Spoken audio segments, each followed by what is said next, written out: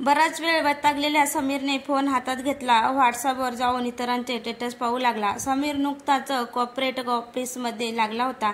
तिथल्या सवयी अंगी आणायला त्याला वेळ होता. त्यामुळे थोडा मानसिक ताण असलेला समीर त्या स्टेटसमध्ये जणू काहीतरी शोधत होता आणि त्याला सापडलं. त्याने लगेच दीपेशला फोन लावला. 2 ते 3 रिंग नंतर दीपेशने फोन उचलला. समीर बोलत होता. दीपेश पुढे म्हणाला, साल्या, कॉलेज संपल्यावर आता आठवलं तुला? दोघांचे संभाषण जरा लांबतच गेलं. तेव्हा समीर म्हणाला, तुझं स्टेटस बघितलं. कुठे डोंगरात फिरायला जातोस रे? अरे, आपली ट्रेनिंग चालू असते. मी जातोच महिन्यातून एकदा ट्रेनिंगला, दीपेश बोलला. समीर उत्साहात म्हणाला, मला पण यायचं आहे असं एन्जॉय करायला, पण डोंगर वगैरे नको. दीपेश सुद्धा आता दुजोरा देत म्हणाला, हो रे, आता एक ट्रेनिंग नाही तर आउटिंगचा प्लॅन आहे. येणार का बोल, बाकी सगळं नंतर सांगेल. किती दिवसाचा प्लॅन आहे? तशा सुट्ट्या टाकायला, समीरने विचारलं.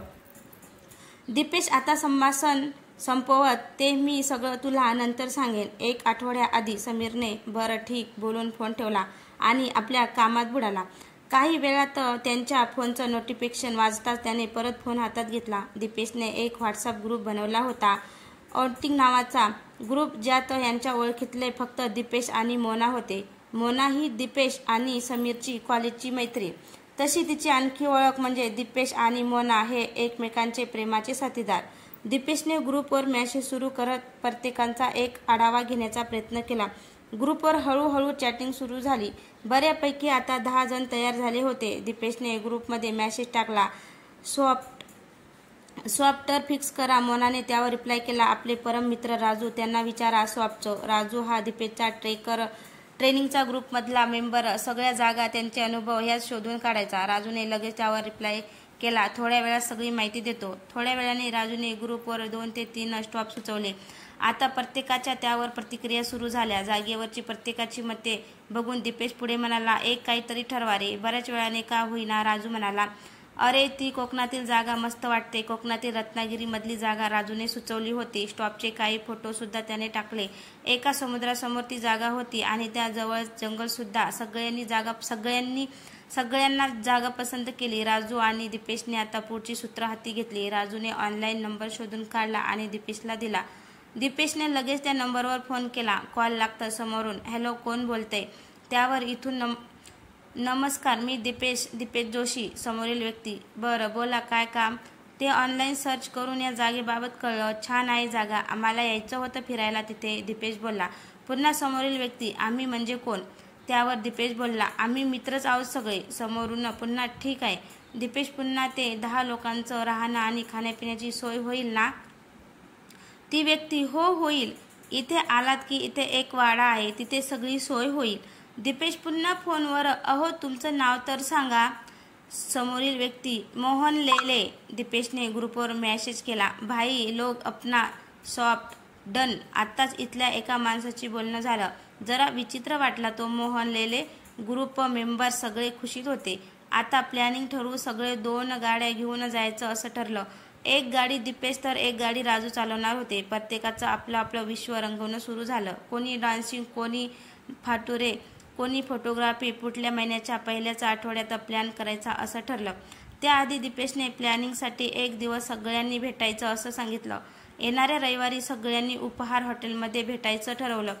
ठरल्याप्रमाणे उपहार हॉटेलमध्ये सगळे आले. दीपेश आणि मोना एकत्र बाईकने आले. समीर सुद्धा तिथे पोहोचला. राजू आपल्या गाडीतून एकेकाला पिक करत आला. राजूच्या गाडीतून सुनील, जुली, अनय, चिन्मय येणार होते. पोहोचल्यावर सगळ्यांनी एकमेकांना विचारपूस करण्यास सुरुवात केली. तरी अक्षय आणि राखी उरले होते. थोड्या वेळाने ते सुद्धा आले. आल्यावर राजू म्हणाला, या साला भाद्रप्रमाणे आपण आत्ताही उशिरा आहात. या बसा. आता या सर्वांना समीर फक्त नवा होता. दीपेश सगळ्यांना समीरची ओळख करून देत होता. दीपेश पुढे म्हणाला, हे बघ सम्या, मला आणि मोनाला तू ओळखतोस. हा राजू माझा ट्रेक पार्टनर आणि ह्या ग्रुपचा सॉफ्ट फिक्सर म्हणतात. सर्व हसायला लागले. दीपेश पुढे, अरे, सॉफ्ट फिक्सर म्हणजे कुठलाही सॉफ्ट फिक्स करणारा. हा अक्षय आपल्या ग्रुपचा फोटोग्राफर. ही राखी अक्षयची बहीण आणि हे सुनील, जुली अनय, चिन्मय आता इथून निघताना सगळं पक्क ठरलं होतं आणि प्रत्येकाला आपली काम पण दिली होती. सगळेजण आपापल्या घरी जाऊन तयारीला लागले. समीरने सुद्धा सुट्ट्या टाकल्या. ठरलेला दिवस आला. सगळे हायवेला येऊन उभे राहिले. थोड्याच वेळात दीपेश आणि राजू सुद्धा गाडी घेऊन आली. आता सर्वांचा प्रवास सुरू झाला. गाडीमध्ये मज्जा करत होता. आराम करते पुढे चालले होते. थोड्याच वेळात ते आता पोहोचणार होते, पण गाडी चालक सोडले तर बाकी सगळे गाढ झोपी गेले होते. दोन्ही गाड्या आता गावात शिरल्या. गावात पोहोचताना दीपेशने मोहन लेलेंना फोन केला. पुढील सूचना घेत आता दोन्ही गाड्या सॉफ्टवर येऊन थांबला. तिथे समोर एक माणूस त्यांना दिसला. दीपेश पुढे जाऊन म्हणाला, मोहन लेले. समोरून फक्त हो मान हलवली गेली. फोनवर आवाज ऐकलेला मोहन वास्तवदर्शी सुद्धा दीपेशला चक्रमच वाटला. उंचीने आखूड, काळा कुट्ट, चेहऱ्यावर कसलेच हावभाव नाही आणि अगदी विलक्षण. म्हणजे इतक्या गरमीत हा स्वेटर आणि शाल घेऊन होता. गाडी चालवून दोन्ही चालक थकले होते, म्हणून न राहून दीपेशने राहण्याची सोय विचारली. लेलेने दीपेशच्या विरुद्ध दिशेला बोट करून इशारातच चला म्हणाला.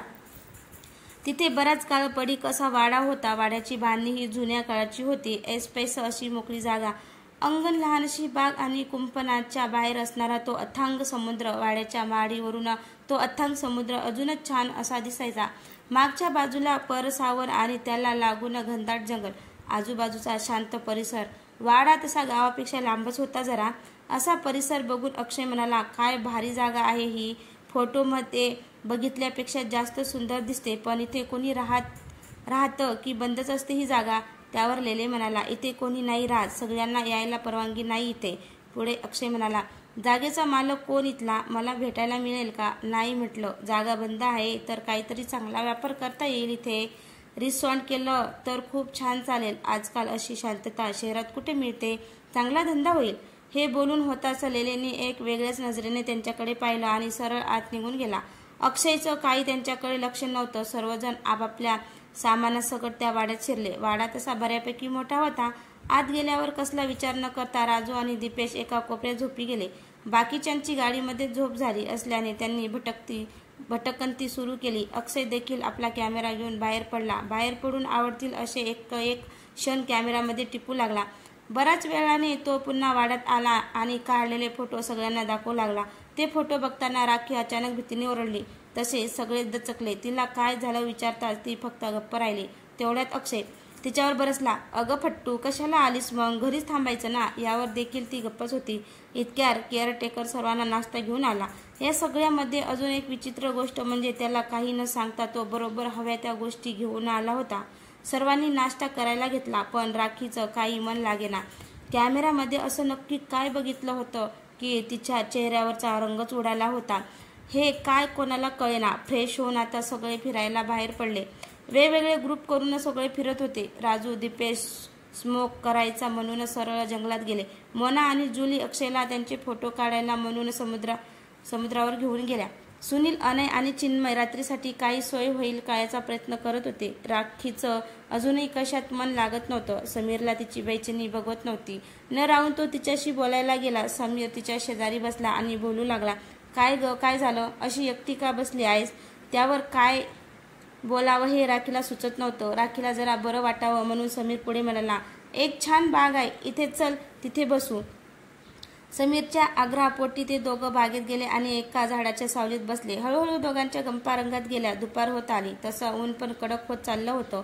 त्यामुळे वैतागून जुली, मोना आणि अक्षय पुन्हा वाड्याकडे निघाले. वाड्यावर येताच अक्षयने सगळ्यांना फोन लावण्याचा प्रयत्न केला, पण सगळेजण नॉट रिचेबल होते. थोड्या वेळाने सुनील ड्रिंक्सचा बॉक्स घेऊन आला आणि त्याने तो फ्रीजमध्ये ठेवला. मागून अनय आणि चिन्मय सुद्धा सॅनेक्स घेऊन परतले. सर्वांचा आवाज ऐकून समीर आणि राखी देखील बागेतून आत वाड्यात आले. सगळ्यांना भूक लागली म्हणून जेवणाची वाट बघत होते, पण ना जेवणाचा पत्ता, ना केअरटेकरचा, ना दीपेश राजूंचा. वैतागून आता मोना त्या दोघांना फोन करत होती, पण अजूनच त्यांचा फोन नॉट रिचेबल होता. वाट बघण्याशिवाय त्यांच्याकडे पर्याय नव्हता. थोड्या वेळात राजू, दीपेश सुद्धा आले. मागे केअरटेकर सुद्धा जेवण घेऊन येत होता. जेवण पाहता सगळे खुश झाले. पटापट सगळ्यांनी जेवण उरकले. जेवण झाल्यावर राजूने दीपेशला एकांतमध्ये प्रश्न विचारला, अरे दिप्या, आपण एवढं फिरलो पण आपल्याला कुणीच कसं नाही दिसलं आणि हा अचानक कसा जेवण घेऊन आला? राजूच्या बोलण्यावर दीपेश गप्प होता. कदाचित त्याला पण हाच प्रश्न पडला होता.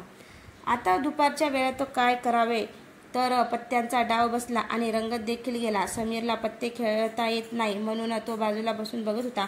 हळूहळू वैतागून तो परत बागेत गेला. समीरला बागेत जाताना पाहून पुन्हा राखी सुद्धा त्यांच्या मागे गेली. तिला समीरची सोबत आवडू लागली होती. समीरला पण राखी आवडू लागली होती. मनोमनी दोघांनी एकमेकांना आपला जोडीदार मानला होता. नजरेत ते बोलू शकत होते. बागेत जाऊन पुन्हा त्यांच्या गप्पा चालू झाल्या. समीर आणि राखीच्या गप्पा चांगल्या रंगल्या. राखी तिथे आल्यापासून काहीशी घाबरलेली दिसत होती आणि ती अशी अचानक का ओरडली याचं कोड समीरला होतंच. शेवटी समीरने न राहून फोटोमध्ये काय बघितलं होतं असं विचारलं राखीला. पण समीरचा आधार वाटत होता म्हणून तिने देखील समीरला सगळ्या गोष्टी सांगायचं ठरवलं. राखी आपल्या आयुष्यात घडलेल्या गोष्टी समीरला सांगू लागली. इथे घडणाऱ्या घटनांकडे मी दुर्लक्ष करू शकत नाही, ह्या मी आधीसुद्धा पाहिल्यात. राखीने समीरला सगळं सांगायचं ठरवलं. राखीने सुरुवात तिच्यापासून केली. राखीने सांगायला सुरुवात केली. माझा जन्म मुंबईचा. मी लहानाची इथेच मोठी झाली. माझं शिक्षण, माझे मित्र मैत्रिणी सर्व मुंबईचे. आमचे आई वडील बिल्डर होते. खूप मोठे मोठे प्रोजेक्ट होते त्यांचे शहरामध्ये. समीरला काही तर्क लागत नव्हता तिच्या ओरडण्याचा आणि या सगळ्यांचा काय संबंध होता ते तरी तो तीच एकच पुढे बोलला. बरं पुढे? राखी पुढे म्हणाली, मी लहान असताना आम्ही एका ठिकाणी गेलो होतो आणि तिथून परत येताना माझ्या आई वडिलांचा अपघात झाला आणि त्यामध्येच त्यांचं निधन झालं. त्यावेळी एक वेगळी गोष्ट घडली. मला निश्चित अशी नाही आठवत पण तो अपघात होताना आम्ही कोणाला तरी पाहिलं होतं. तेव्हा मी सुद्धा तिथे होते पण सुदैवाने मला काहीच झालं नाही. समीर आता अजूनच गोंधळला. या सगळ्यांचा आणि तुझ्या ओरडण्याचा काय संबंध? विचारू लागला. राखी शांतपणे पुढे बोलत होती. त्या अपघातानंतर मला आणि दादाला काका काकीने सांभाळलं. पुढे मी मोठी होत गेली. मला हळूहळू सगळं समजू लागलं. मी 10वीत असल्यापासून मला विचित्र स्वप्न पडू लागली. मला खूप घाबरवतात ती स्वप्न. समीर त्यावर स्वप्न? राखी पुढे म्हणाली, स्वप्न? अशी स्वप्न जी माझी रात्रीची झोप उडवून टाकत होते. इतकी वर्ष मी त्या स्वप्नाने ग्रस्तली होती. किती डॉक्टर झाले तरी काही उपयोग नाही झाला. एवढं बोलून ती थांबली. समीर आता गोंधळून विचारू लागला, पुढे? राखी थांबून म्हणाली, मी जे स्वप्न बघायचे ते इथे येऊन थांबेल असं वाटलं नाही मला. समीर, म्हणजे? राखी मला पडायचं स्वप्न ज्यात मला वाडा दिसायचा तो हाच वाडा. समीर हे सगळं ऐकून अवाक होऊन बघतच बसला. राखी, मी इथे आल्यावर असंच मला वाटलं हा सगळा भ्रम आहे माझा, पण मी इथे आल्यापासून सतत माझ्यावर कोणी नजर ठेवली आहे असे जाणवत आहे. या सगळ्या गोष्टीकडे मी दुर्लक्ष करतच होते की दादांच्या कॅमेऱ्यामधला तो फोटो बघितला आणि मी घाबरून गेले. समीरने पुन्हा विचारलं, अगं असं काय बघितलं तू? राखी, मी माझ्या आई वडिलांना बघितलं त्या फोटोमध्ये. हे ऐकून समीर अजूनच फितरला. ही हे सगळं खरं सांगते आहे की माझी खेचते आहे हे त्याला कळतच नव्हतं. तरी का जाणे कोण त्याला राखीवर विश्वास ठेवावा वाटत होता. आल्यापासून सगळ्या गोष्टी आठवू लागला. तो केअरटेकर, त्यांचं बोलणं वागणं, न सांगता सगळ्या गोष्टी बरोबर आणून देणे, आजूबाजूचा निर्मनुष्य परिसर, त्याला काही वेळ सुचतच नव्हते. नक्की असं काही आहे की फक्त आपल्या मनाला तसं वाटतंय? इथे दीपेश आणि राजू पण याच गोष्टीवर विचार करत होते. विचार करून दीपेश आणि राजूने ठरवले, आपण गावात जाऊन जरा या वाड्याबद्दल आणि केअरटेकर लेलेबद्दल काही माहिती मिळते का बघूया. तसे ते दोघे निघून गेले. समीर आणि राखीने सध्या कोणाला काही न सांगण्याचा निर्णय घेतला. तिथे दीपेश आणि राजू बराच वेळ पायी अंतर कापत होते पण त्यांना लांबपर्यंत कोणी दिसत नव्हते. शेवटी कंटाळून ते पुन्हा वाड्याकडे निघाले. वाड्यात पोहोचल्यावर ते दोघेही नॉर्मल वागू लागले. थोड्या वेळाने सगळे ड्रिंक्स करायला बसले. ड्रिंकचा कार्यक्रम रंगात आलेला असताना किचनमधून काहीतरी पडल्याचा आवाज आला. मोनाने आत जाऊन बघितलं तर आतमध्ये सगळ्या ड्रिंकच्या बाटल्या पडून फुटल्या होत्या. अनय फुटलेल्या बाटल्या पाहून चिन्मयवर बरसला. तुला नीट ठेवता नाही येत का? एकतर किती लांब जाऊन घेऊन आलो होतो. चिन्मय त्याला समजावत बोलत होता. अरे मी नीटच ठेवला होता फ्रीजमध्ये. अचानक कसा पडलेला बाहेर मला काय माहीत. पण अनय काही ऐकून घेत नव्हता. शेवटी मोनामध्ये पडली आणि त्याचं होणारं भांडण थांबवलं. अचानक मोनाच्या मागून लेले आला आणि रागातच बोलायला लागला. तुम्हाला सांगितलं ना इथे असलं काही करायचं नाही म्हणून. मर्जी विरुद्ध गेला तर असंच होईल पोरांनो. आणि आला तसाच कुठेतरी परत गायब झाला. अनयला चढलेली म्हणून तो परत त्या लेलेशी भांडायला जाणार होता पण मोना आणि चिन्मयने त्याला आवरलं. बाहेर आल्यावर चिन्मय मात्र हाच विचार करत होता की व्यवस्थित फ्रीजमध्ये ठेवलेल्या बाटल्या कशा फुटतील. शेवटी नशेच्या नांदात आपणच कदाचित त्या बाटल्या बाहेर ठेवल्या असतील असा विचार केला आणि विसरून गेला. सगळं नॉर्मल जरी वाटत असलं तरी काहीतरी वेगळं आहे असं राहून राहून सगळ्यांनाच जाणवत होतं. हे चालू असताना पुन्हा केअरटेकर जेवण घेऊन आला. आता मात्र राजू आणि दीपेशचं बारकाईने लक्ष होतं. जेवणाची सोय करून तो लगेच निघून गेला आणि जाताना वाड्यातल्या कोणत्याच गोष्टींना हात लावू नका अशी सूचनाही दिली. लगेच दीपेश त्यांचा पाठलाग करू लागला, पण तो दूरपर्यंत कुठेच दिसत नव्हता. दीपेशने राजूला बाहेर बोलवून सगळा प्रकार सांगितला. त्यावर आपण जास्त घेतली आहे असं बोलून राजूने तो विषय तिथेच थांबवला. दोघेही आत गेल्यावर जेवणाची सुरुवात झाली. जेवण झाल्यावर आपण एक गेम खेळूया असं सुनीलने सुचवलं. त्यात सुद्धा खूप चर्चा झाल्यावर चिठ्ठ्यांचा गेम खेळू या असं ठरलं. प्रत्येकाचं नाव त्या चिठ्ठीत लिहिलं असेल, ज्याचं नाव त्या चिठ्ठीत येईल त्याने काहीतरी करून दाखवायचं. सगळं आटपून झाल्यावर गेम चालू झाला. गेम चांगलाच रंगला होता. आता राखीची पाळी होती चिठ्ठी उचलायची. तिने चिठ्ठी काढली आणि नाव वाचताना पुन्हा ओरडली आणि चिठ्ठी मोनाच्या दिशेने फेकली. मोनाने चिठ्ठी उचलून दीपेशला दिली. दीपेशने चिठ्ठीमधील नाव वाचलं. ते होतं नार्वेकर. हे नाव कसं आलं असावं कोणालाच काही कळेना आणि नार्वेकर कोण हे देखील कोणाला माहीत नव्हते. त्यावर खूप चर्चा झाल्यावर सगळ्यांनी झोपायचं असं ठरवलं. मुली आतमध्ये तर मुलं बाहेर असे झोपणार होते. सगळे झोपायला गेले खरे, पण घडलेल्या प्रकारामुळे कोणाला झोप येत नव्हती. सगळ्यांच्या डोक्यात हा एकच विचार चालू होता, नार्वेकर कोण आणि त्यांचं नाव चिठ्ठीत आलं कसं. विचारांच्या धुंदीत रात्र कशी गेली ते कळलंच नाही. कालच्या चिठ्ठीच्या प्रकरणानंतर सगळ्यांना विचार करून ताण आला होता, म्हणून सर्वांनी एकत्र बाहेर फिरायला जायचे असे ठरवले. सगळे एकत्र जंगलात गेले. सगळेजण एकत्र असताना मोना मात्र मागे घुटमळत होती. तिला हाका मारल्यावर ती पुन्हा सगळ्यामध्ये मिसळली. बराच वेळ जंगलात फेरफटका मारल्यावर पुन्हा सगळे वाड्यांच्या दिशेने निघाले. चालताना अचानक छातीत दुखू लागल्याने मोना खाली कोसळली. सगळे तिला सावरत वाड्यामध्ये घेऊन गेले. मोनाला एका ठिकाणी विश्रांतीसाठी झोपू दिले. बाकी सगळे एकत्र बाहेर बसून राहिले. एकत्रित सर्व गोष्टींचा गोंधळ उडाल्याने तिला थकवा आला असावा असा अंदाज व्यक्त केला गेला. राखीचे हावभाव सतत बदलत होते. कधी ती चांगली तर कधी विचारात बुडालेली. राखी जितकी समीरशी बोलत होती तितकी ती बाकी कोणाशी बोलत नव्हती. राखी आणि समीर आता एकत्र वेळ घालवू लागले होते. सतत त्यांच्या गप्पा चालू होत्या. समीर आणि राखीची ही जवळीक अक्षयला मात्र मान्य नव्हती. संध्याकाळ झाल्यानंतर राखी आणि समीर कंटाळून समुद्रावर जाऊ पाहत होते. अक्षयने तशी समीरला ताकीद सुद्धा दिली की राखीपासून दूर राहा, पण आपली बहीणच यात सामील आहे हे जाणून अक्षय आता समीरशी भांडू लागला होता. अक्षयचं आणि समीरचं भांडण झाल्यावर चिन्मय आणि अक्षयला समजवायचं म्हणून बाहेर गेले. चिन्मय म्हणाला, अरे अक्षय, तू काय एवढा चिडतोय? आपण समीरला फारसं ओळखत नाही, पण गेले 2 दिवस मी समीरला बघतो आहे. तो एक खूप चांगला मुलगा आहे. राखीची काळजी घेईल तो. अक्षय शांतपणे ऐकून घेत होता.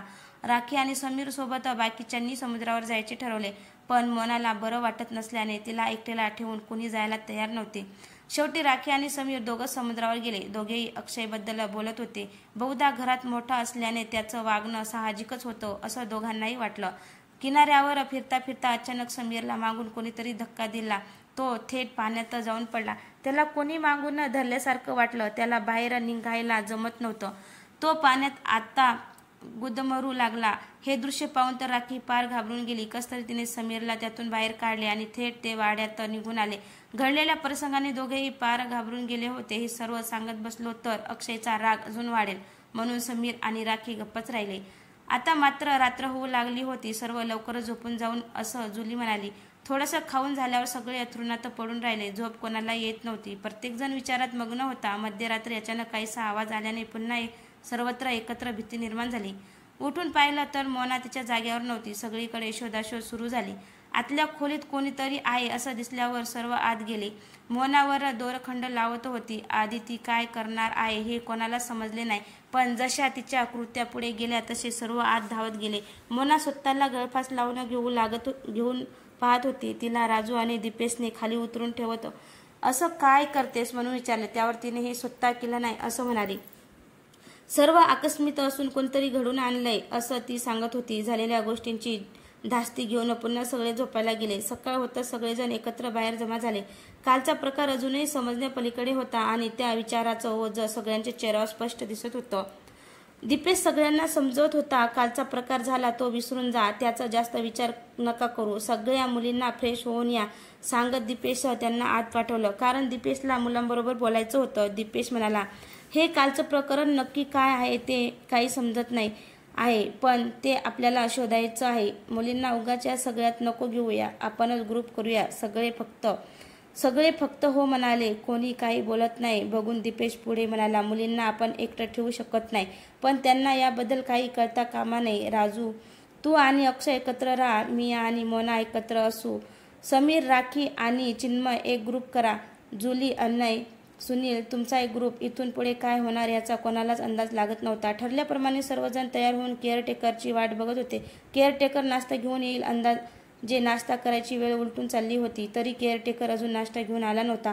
तेवढ्यात आतून काहीतरी पडल्याचा आवाज झाला. सगळे धावत आत गेले. जुली 2 ते 3 बॅग सोबत पडली होती. तिला कोणीतरी धक्का देऊन खाली पाडलं असं ती म्हणत होती. या गोंधळात केअरटेकर नाश्ता घेऊन कधी आला हे काही समजलंच नाही. दीपेश आणि अक्षय त्यांच्या मागे धावले, पण बाहेर येताच पुन्हा तो अदृश्य झाला. नक्की काय चाललंय हे समजण्यापलीकडे होते सगळं. आज जाऊन जुलीला तू नक्की काय केलंस असं विचारलं. त्यावर ती म्हणाली, आपल्या बॅगा या कपाटात टाकत होती तर कोणीतरी मागून मला धक्का दिला आणि मी पडले असं ती म्हणाली. नक्कीच या केअरटेकरचं काहीतरी गूढ आहे हे इतक्या सारे समजून गेले होते. न राहून दीपेशने आता मुलींना सुद्धा यामध्ये सामील करून घ्यायचं ठरवलं. मुलांबरोबर केलेला प्लॅन त्याने मुलींना सांगितला. पुढे काय करायचा याचा विचार सगळे करत होते. दीपेशने सगळ्यात आधी या वाड्यांची आणि केअरटेकरची माहिती काढूया असं सांगितले. तसं राजू आणि अक्षय गावात जाऊन परत कोणी भेटेल का बघायला निघाले. दीपेश आणि मोना जंगलात जाऊन काही सापडतं का बघणार होते. जुली, अनय, सुनील वाड्यांच्या आजूबाजूला काही सापडतं का बघणार होते. समीर, राखी, चिन्मय पूर्ण वाडा पिंजून काढणार होते. तातडीने सगळे कामाला लागले. आपल्यासमोर नेमके काय आहे याची कोणाला कल्पना देखील नव्हती. राजू आणि अक्षय बराच अंतर गेले तरी त्यांना कोणीच भेटलंच नाही. तरी त्यांचे प्रयत्न चालू होते. इथे वाड्यात मात्र समीरच्या हाती एक पुरावा लागला. त्याला वाड्यातून एक फोटो सापडला. फोटोमध्ये एक व्यक्ती ओळखीची होती, ती म्हणजे केअरटेकर लेले. त्याने तो फोटो राखीला दाखवला. फोटो बघता तर तिच्या पायाखालची जमीनच सरकली. त्या फोटोमध्ये तिचे वडील सुद्धा होते. समीरने तिला धीर दिला आणि अजून काही सापडतं का बघू असं म्हणाला. बरेच वेळांची पायपीट केल्यावर राजू आणि अक्षयला एक माणूस दिसला. तो या दोघांना पाहून म्हणाला, कोण तुम्ही, कोणाला शोधताय. राजूने लगेच त्या माणसाला तो वाडा आणि केअरटेकर बद्दल विचारून टाकलं. वाड्याचे नाव ऐकताच त्या माणसाने विचारले, तिथे तुम्ही काय करताय. तो वाडा तर बरीच वर्ष बंद आहे. तो वाडा या गावचे उद्योगपती आणि माजी सरपंच अण्णासाहेब नार्वेकर यांचा आहे. एका अपघातामध्ये त्यांचं आणि कुटुंबाचं निधन झालं. मोहन लेले त्या घरचा नोकर होता, पण साहेब गेल्यावर तो एकटाच राहू लागला. गावात असं म्हणतात की तो जादूटोणा देखील करतो. त्या भीतीने तिथल्या सर्व लोकांनी ती जागा खाली केली. आता तिथे गावातलं कोणी फिरकत सुद्धा नाही. हे सर्व ऐकून राजू आणि अक्षय पूर्ण घाबरले. वाड्यातून लवकर निघायला हवं असं ठरवून ते तिथून निघाले. जुली, अनय आणि सुनील वाड्याच्या मागे असलेल्या वस्तू पाहतच बसले. तिथे काही छोट्या बाहुल्या आणि 3 मटकी होती. त्यात कोण 3 लोकांच्या अस्थी असाव्यात. वाड्यात चिन्मयला काही पत्रे मिळाली. त्याने ती राखीला आणि समीरला दाखवली. सगळी पत्रे राखी आणि अक्षयच्या घरूनच आली होती. आता हे नव्याने समोर आलेलं आणखीन एक कोडं होतं. तिथे मोना आणि दीपेश फिरून फिरून थकले होते. अचानक त्यांचं लक्ष थोडं दूरवरच्या एका झाडाकडे गेले. तिथे त्यांना केअरटेकर दिसला. तो कोणाशी तरी बोलत होता, पण त्यांच्यासमोर कोणीच नव्हतं. सगळे पुन्हा वाड्याकडे जायला निघाले. वाड्यावर पोहोचताच प्रत्येकाने मिळालेली माहिती सांगितली. मिळालेल्या माहितीवरून सगळ्या गोष्टींचा आराखडा काढला असता घडणाऱ्या घटनामागे कोणी दुसरं नसून केअरटेकर आहे याची खात्री पटली होती. आता पुढे काय करायचं हा प्रश्न होताच. अक्षयने काही करून हा नक्की काय प्रकार आहे हे शोधून काढायचं असं सांगितलं, पण राखी, दीपेश, राजू यांचं मात्र तिथून निघण्यातच शहाणपणा आहे असं मत ठेवलं. मोनाने पण याच्या नकारातच सूर मिळवून आपण लवकरच ही जागा सोडून निघून जाऊया आणि ती पत्रे बघता राखी आणि अक्षयने तर इथे थांबूच नाही असं सांगितलं. अक्षयचा नाईलाज होता. सगळ्याबरोबर त्याला जाणं भाग होतं. सगळेजण आवरून तयार होते. वाड्यातून बाहेर पडणार तोच वाड्याचा दरवाजा बाहेरून बंद झाला. घडलेल्या प्रकाराने सगळे अजूनच घाबरून गेले. कदाचित नीतीने ते तिथून जाऊ नये असं ठरवलं होतं. सर्व हॉलमध्ये शांत बसून होते. एक वेगळ्या प्रकारची दहशत जणून पसरली होती. तेवढ्यात केअरटेकर आतल्या खोलीतून बाहेर येऊन त्यांच्या समोर उभा राहिला. जर दरवाजा बाहेरून बंद आहे तर हा आत आला कसा. त्याला पाहताच अक्षय रागात त्यांच्या अंगावर धावून गेला, पण तोच लांब फिरकावला गेला. ह्या म्हाताऱ्यामध्ये एवढी ताकद कशी काय आहे. तो दिसत तरी म्हातारा असला तरी त्यांचे हावभाव काही वेगळेच होते. अक्षयने रागातच त्याला तू नक्की कोण आहेस विचारलं. आमच्या मागे का लागला आहे आणि आमच्या आई वडिलांचा काय संबंध आहे या सगळ्यांशी. ही पत्र आमच्या घरून आली ती का. सगळेजण आपले प्रश्न विचारू लागले. त्यावर तो केअरटेकर काही बोलतच नव्हता. इथे अक्षयचा पारा वाढत चालला होता. सगळे ऐकून झाल्यावर तो केअरटेकर परत खोलीत निघून गेला. सगळे परत गप्प झाले. आता पुढे काय करायचा हा प्रश्न होताच. न राहून परत काही मार्ग मिळतो आहे का ते शोधू लागले. केअरटेकर ज्या खोलीत गेला तिथे अक्षय पण गेला, पण तिथे केअरटेकर नव्हता. अक्षयने ती खोली नीट पाहिली आणि काही मिळतं का बघितलं. त्यामध्ये एक डायरी त्यांच्या हाती लागली. त्या डायरीमध्ये त्या घर मालकांचा इतिहास लिहिला होता. त्यामध्ये अक्षयच्या आई वडिलांच्या नावाचा उल्लेख देखील होता. अक्षयने डायरी वाचायला सुरू केली. तोच त्यांच्या मागे कुणी आहे असा भास झाला. मागे कुणीच नव्हतं, पण त्याने परत डायरी वाचायला सुरुवात केली. मागून आवाज आला, तुला ज्या प्रश्नाची उत्तर हवी आहेत ती माझ्याकडे आहेत. त्या डायरीमध्ये काही नाही मिळणार तुला. अक्षय थोडा बिथरला. घाबरतच त्याने मागे पाहिलं. त्याच्या लगतच एक उंच बांधाने, मजबूत डोळ्यामध्ये राग आणि चेहऱ्यावर क्रूर असे हास्य. त्याला बघताच अक्षयला घाम फुटला. आता हा काय नवीन प्रकार, त्याला काहीच कळत नव्हता. तिथे सगळेजण बाहेर पडायचा मार्ग शोधत होते. राखीला पण कुणीतरी आपला पाठलाग करत आहे, आपल्यावर नजर ठेवली आहे याचा भास झाला. अक्षय समोर असलेल्या माणसाने त्याला रोखत बघून जणू धमकीच दिली. तुला इथून वाचता येत असेल तर बघ, पण तुझा आणि तुझ्या बहिणीचा जीव घेतल्याशिवाय तुझी आणि माझी यातून सुटका नाही. असं म्हणतच ती व्यक्ती अदृश्य झाली. आजच्या जगात भूत वगैरे असतात यावर बुद्धी विश्वास ठेवायला तयार नव्हती, पण जे समोर घडते त्याला अमान्य पण करू शकत नव्हते. हळूहळू रात्र होत होती आणि वाड्यातली भीती अजून वाढत जात होती. घडलेला प्रकार बाहेर सांगितला तर अजून त्यांची भीती वाढली असती. म्हणून अक्षयने बाहेर काही न सांगायचा विचार केला. तो बाहेर जाऊन सगळ्यामध्ये बसला. जेवायच्या वेळेवर केअरटेकर बरोबर जेवण घेऊन आला. त्यांच्याकडे जेवायची कोणाचीच इच्छा नव्हती, पण भुकेला काही इलाज नव्हता. अक्षयने मात्र आता ती डायरी वाचायचं ठरवलं. कदाचित त्यामधूनच काही बाहेर पडण्याचा मार्ग मिळेल. त्यात लिहिल्या संदर्भानुसार त्या वाड्यांच्या मालकांचा अक्षयच्या वडिलांनी मारलं होतं. अक्षयचे वडील शहरातले मोठे बिल्डर होते. त्यांनी हा वाडा पाहिल्यापासून त्यांना तो घेऊन डेव्हलप करायचा होता. असं केल्यास त्यांचा शहराबरोबरच गावाकडे पण बिझनेस वाढणार होता. तो वाडा मिळावा म्हणून ते काही करायला तयार होते, पण हे त्या वाड्यांच्या मालकांना पसंत नव्हते. त्यांनी या गोष्टीसाठी खूप विरोध केला, पण ते अक्षयच्या वडिलांसमोर टिकले नाही.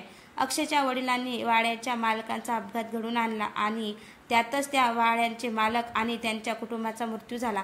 अक्षयला मात्र विश्वास बसत नव्हता. नक्की समोर जे काही चाललं आहे ते खरं आहे का?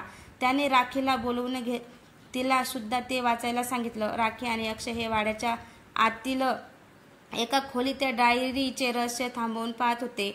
इतक्यात त्या खोलीचा दरवाजा बंद झाला. आता ना हे बाहेर जाऊ शकत होते, ना बाहेरचं कोणी आत येऊ शकत होते. राखी आणि अक्षय सोडून बाहेर सुद्धा भीती होती. ही नक्की आत काय चाललं असेल, या दोघांना बाहेर कसं काढू शकू याचा विचार ते करत होते. आत अंधाऱ्या खोलीत मात्र वीज चमकावी तसं काही झालं. मगाशी पाहिलेले व्यक्तिमत्व समोर पुन्हा उभं ठाकलं. सुडांच्या भावनेने ते पुढे म्हणाले, तुमच्या आई वडिलांना तर आम्ही कधीच संपवलं, तुम्हाला सुद्धा तेव्हा संपवलं असतं, पण तुम्हाला मुद्दाम तेव्हा नाही मारलं. माझ्यासोबत तेव्हा माझ्या मुलीला सुद्धा जीव गमवावा लागला होता. तिचं लग्न ठरलं होतं. बिन लग्नाच्या माझ्या मुलीचा आपण जीव घेतलाय म्हणून तुम्हाला सुद्धा मोठं होऊ दिलं. आता तुमचा जीव घेऊनच संपेल सगळं. इतकं बोलून त्या शक्तीने अक्षयचा गळा धरला. संपूर्ण ताकदीने अक्षय स्वतःला सोडवण्याचा प्रयत्न करू लागला, पण त्या असामान्य शक्तीसमोर त्याचं काही चालत नव्हतं. राखी आपल्या भावाला वाचवण्यासाठी मध्ये पडली तर तिचा सुद्धा गळा धरला गेला. ती शक्ती इतकी मोठी होती की ती सहज दोघांना एकत्र मारू शकत होती. अक्षय आणि राखी जीव वाचवण्यासाठी तडफड करू लागले. क्षणात आपण हे जग सोडू हे आता त्यांना पटलं होतं. मृत्यू त्यांना त्यांच्या डोळ्यासमोर दिसत होता. बाहेर या दोघांचे आवाज ऐकून सगळे अस्वस्थ होत होते. आत काय चाललं असेल यांच्या बाहेरच्यांना काहीच अंदाज नव्हता. अक्षय आणि राखी जीवांची भीक मागत होते, पण त्यांनी काहीच होणार नव्हतं. जगण्याची फक्त धडपड सुरू होती. इतक्यात आणखी एक आवाज त्यांच्या कानी पडला. एक त्यांच्याच वयाची सुंदर मुलगी उभी होती. ती सुंदर मुलगी म्हणजे नार्वेकर यांची एकुलती एक मुलगी मंजिरी. एकाच वास्तव्य इतकं भयानक होतं, त्यात आणखी एक पाहून अक्षय आणि राखीचे भीतीने आता शरीर थंड पडू लागले. आता मंजिरी काही बोलू पाहत होती. बाबा जाऊ दे, सोडा त्यांना, यांना नका मारू. पण अतिशय रागात असलेले नार्वेकर काही ऐकायला तयार नव्हते. त्यांना यांचा जीव घ्यायचा होता. वडिलांचा एवढा रागावलेला चेहरा तिला पाहवत नव्हता. वडिलांना उद्देशून मंजिरी पुन्हा म्हणाली, अहो बाबा, काय करताय, सोडा त्यांना. ते आपले गुन्हेगार नाहीत. आपले गुन्हेगार यांचे आई वडील होते, ज्यांना त्यांची शिक्षा मिळाली. आता या निरपराध दोघांना मारून आपल्याला काय मिळणार? मुलीचे शब्द अण्णासाहेबांना स्पर्शून गेले. त्यांनी अक्षय आणि राखीला सोडले. घाबरत एकमेकांचा हात पकडून आत ते दोघे उभे राहिले. ते दोघे सावरत होते. तेवढ्यात अजून एक आवाजाने त्याचं लक्ष वेधलं गेलं. एका हातून मुक्त व्हायचं आता आम्हाला. आमचं अस्तित्व संपवून टाका या वाड्यातून. हा तिसरा आवाज. वाड्यांचा मालकीनबाई अण्णासाहेबांच्या पत्नी उषादेवी होत्या. अचानक त्या रूमचा दरवाजा उघडला. दरवाजा उघडला बघताच बाहेरचे सगळे घाबरतच आत त्या खोलीत गेले. त्या दोघांची अवस्था बघण्याची होती. सगळ्यांनी त्यांना बाहेर आणलं. ते दोघे जरा सावरले. अक्षयला लगेच बाईने सांगितलेली सूचना लक्षात आली. तसाच तो सगळ्यांना घेऊन अस्थि विसर्जन करायला समुद्रावर गेले. पुन्हा वाड्यात येऊन सर्व पत्र आणि संबंधित गोष्टी जाळून टाकल्या.